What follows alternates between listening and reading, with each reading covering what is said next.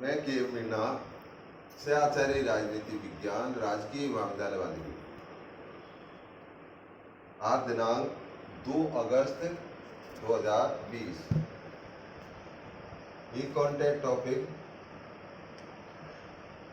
अरस्तु का राज्यों का वर्गीकरण।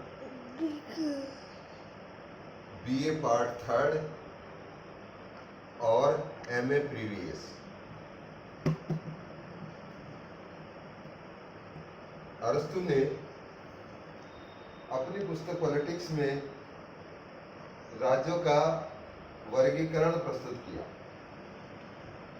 उन्होंने राज्यों के वर्गीकरण के 2 आधार लिए, एक है संख्या और दूसरा है उद्देश्य। संख्या के आधार पर राज्यों को 3 भागों में बांटा। संख्या के आधार पर अगर शासन सत्ता एक व्यक्ति के हाथ में है तो वो राजतंत्र है, और सत्ता कुछ व्यक्तियों के हाथों में है तो वो धनिक तंत्र या कुलीन तंत्र है, और शासन सत्ता समस्त जनता के हाथों में अगर है तो वो प्रजातंत्र है। दूसरा, राज्यों के वर्गीकरण का आधार अरस्तु ने उद्देश्य को माना। अगर शासन का उद्देश्य सर्वोच्च सद्गुणों का विकास करना है तो वो शासन का शुद्ध रूप है, और शासन का उद्देश्य सर्वोच्च सद्गुणों का विकास नहीं करना है, स्वार्थ पर आधारित है, धन लोलुपता पर आधारित है, भ्रष्टाचार पर आधारित है, तो वह शासन का विकृत रूप है। इस प्रकार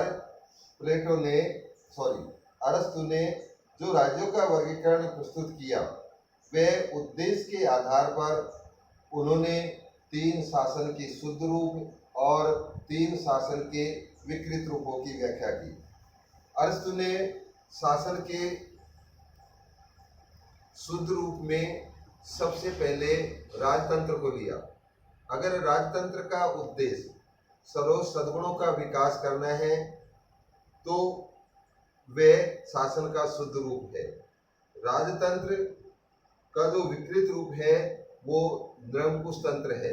इसमें एक व्यक्ति के हाथ में सत्ता होती है, और ये स्वार्थ पर आधारित होता है। इसलिए राजतंत्र का विकृत रूप निरंकुश तंत्र को अरस्तु ने बताया। दूसरा, कुलीन तंत्र। ये थोड़े से व्यक्तियों के हाथों में शासन सत्ता होती है, लेकिन शासन सत्ता का आधार सर्व कल्याण और जन कल्याण होता है, तो ये शासन का शुद्ध रूप है। कुलीन तंत्र का विकृत रूप अलप तंत्र। इसमें धन लोलुपता और पर आधारित होता है, और कुछ व्यक्तियों के हाथों में सत्ता की बागडोर होती है। इस प्रकार कुलीन तंत्र का विकृत रूप अलप तंत्र है। इसके बाद में अरस्तु ने एक शुद्ध रूप पॉलिटी को बताया, जिसमें सत्ता अनेक व्यक्तियों के हाथों में होती है। शासन का उद्देश्य सर्व कल्याण होता है, और जन कल्याण की भावना को ध्यान में रखकर शासन सत्ता का संचालन किया जाता है। जब ये पॉलिटी का भ्रष्ट रूप उत्पन्न होता है, उसको अरस्तु ने प्रजातंत्र कहा। इसमें शासन सत्ता जनता के हाथों में ही होती है, लेकिन शासन का उद्देश्य स्वार्थों की पूर्ति करना होता है। तो इस प्रकार अरस्तु ने 3 शासन के शुद्ध रूप, जिसमें राजतंत्र, कुलीन तंत्र और पॉलिटी, और 3 शासन के विकृत रूप, जिसमें निरंकुश तंत्र, अलप तंत्र और प्रजातंत्र, इस प्रकार 6 भागों में राज्यों का वर्गीकरण प्रस्तुत किया। इसके बाद में उन्होंने बताया कि ये शासन का स्वरूप चक्रीय रूप धारण करता है, चक्रीय रूप के आधार पर चलता है।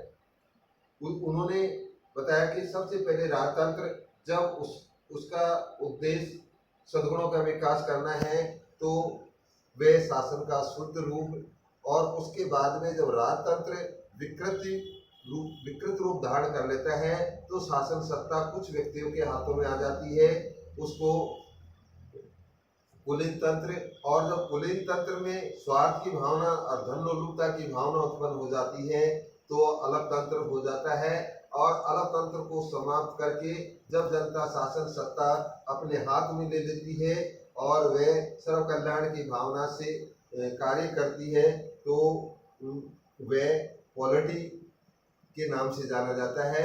और उसके बाद में शासन सत्ता प्रजा के हाथों में आ जाती है और वह प्रजातंत्र होता है। प्रजातंत्र में जब भ्रष्टाचार की भावना उत्पन्न हो जाती है, शासन का आधार सर्व सद्गुणों का विकास करना नहीं होता है, तो फिर एक व्यक्ति शासन सत्ता पर अपना अधिकार करके फिर राजतंत्र की स्थापना कर लेता है। तो इस प्रकार ये चक्रीय सिद्धांत शासन व्यवस्थाओं का चलता रहता है। धन्यवाद।